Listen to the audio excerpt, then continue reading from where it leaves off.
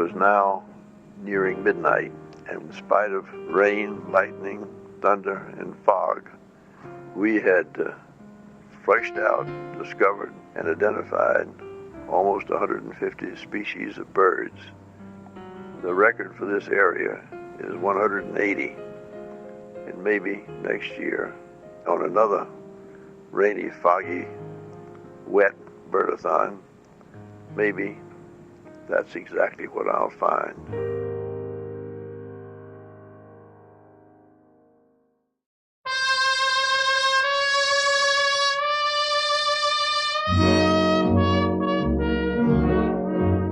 Tom Keesee was born in Helena, Arkansas on February 11, 1915. Known in business as Thomas W. Keesee Jr., he was actually the fifth in a lineage which began with the first Thomas W. Keesee, born in 1812 in Columbia, Tennessee. Tom's father was a successful cotton broker and planter, known locally as Mr. Woody. The Keesee family holdings in Helena included several farms or plantations, as they were known at the time, in Arkansas, and Tom grew up with his younger siblings, Alan and Keith, in the rural South. I'm sure they spent a lot of time hunting and fishing because that was really sort of a way of life in the South. He really first started bird watching when he was out duck hunting, and on days when there were no ducks flying, he noticed that there were a lot of other birds around, and he started trying to figure out what they were and what they were doing. The Depression hit the South hard, and farming did not appear to offer great opportunities for an ambitious young man. He graduated at the age of 16, went on to Duke University, and then to Harvard Law School. Tom headed to New York City, where he worked for several years for the law firm of Simpson, Thatcher, and Bartlett. At the termination of the war, Tom joined Bessemer Securities, where he would ultimately become the president and chief executive officer. After retiring from Bessemer in 1980, Tom would serve on a number of corporate boards, including ITT Corporation and the King Ranch, which gave him the opportunity to pursue a passion that he had developed early on, which was birding. He felt very at home there. He could do what he enjoyed, and at the same time, it was part of his professional life. Tom and the rest of the board always enjoyed a sundowner at one of the watering holes where they could not only sit and have a bourbon and water, but watch the many different bird species and animal species. I think what Tom really liked about the King Ranch was this huge expanse that provided so much important habitat for migratory songbirds. Tom was an all-around conservationist, particularly when it comes to birds in their habitat. Tom's involvement with birds first began from the pursuit of hunting them, but his assessment was that the hunters were the most committed conservationist of all. For Tom, the Audubon Society was the organization that he really felt very strongly about, particularly because of the bird conservation aspect. Tom claimed that he had been a junior member of the Audubon Society as a boy in Helena, Arkansas. But his first recorded involvement with Audubon was when he and his wife Patricia moved from New York City to Bedford, New York in 1958 and joined the local chapter. Bedford Audubon in Tom's backyard was one of the most active local chapters in the area. They firmly believed to act locally while we're thinking globally. He started making people aware of the fact that the leadership should come a great deal from the chapters. He wanted Audubon's mission to have an outreach that it had not had before he became chairman. Tom, throughout his life, had worked with local chapters like Bedford Audubon in protecting preserves and land deals and advocating for local actions that would benefit the environment in his community and the surrounding county, because he believed local chapters were critical in implementing conservation action.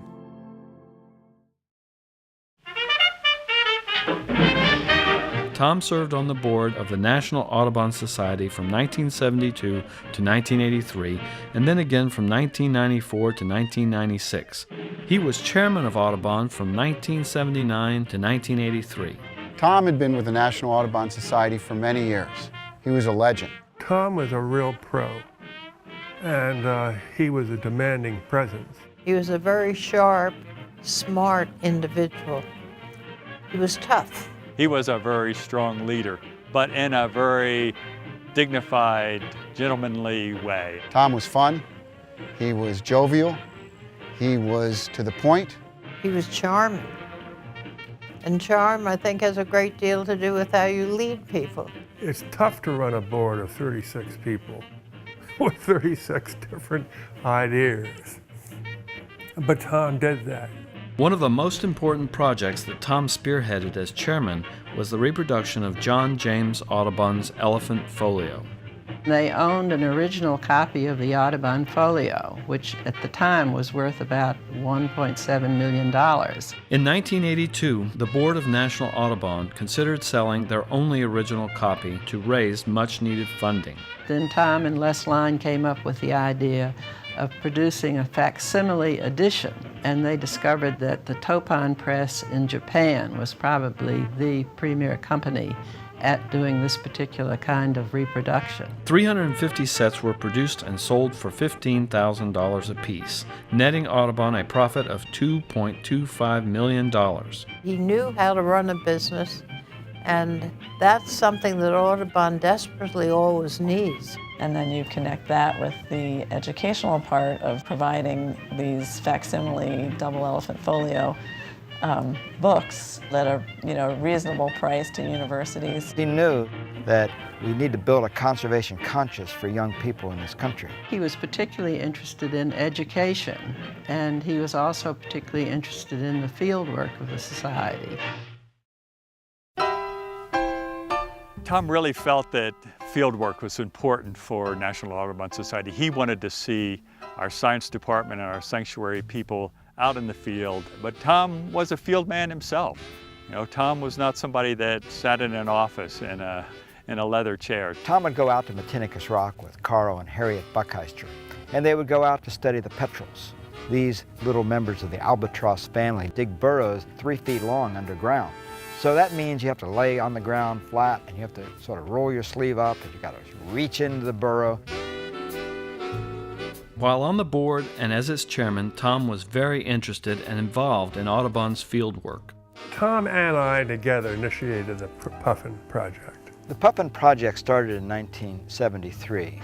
In those years, no one had ever tried to restore a puffin colony before.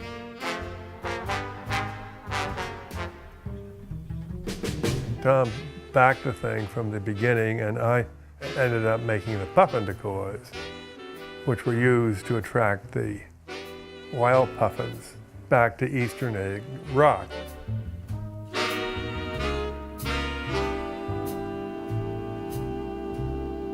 In the case of the condor, Tom felt that National Audubon Society was a world-renowned and world-respected bird conservation organization, and we weren't going to let the California condor go extinct here in our own backyard. So Tom was committed to finding the funding and to move forward with that program.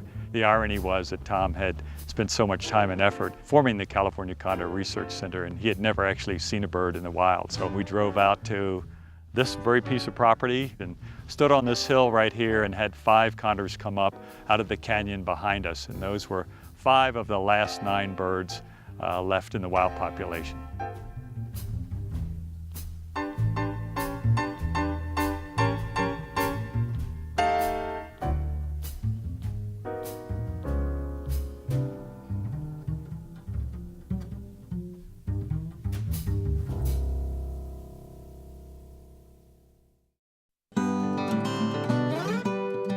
I think the reason Tom was on the board for National Audubon Society was indeed because of his passion for birds. And that's what made it fun to go with Tom in the field, because he was just so excited all the time about, let's keep going, let's go to the next spot, what are we going to see next? When I was younger, we used to travel as a family to upstate New York, to the Adirondacks. And I woke up one morning and walked out on the porch to find Grandpa all by himself, staring out at the vista and listening to a cassette tape of birds chirping.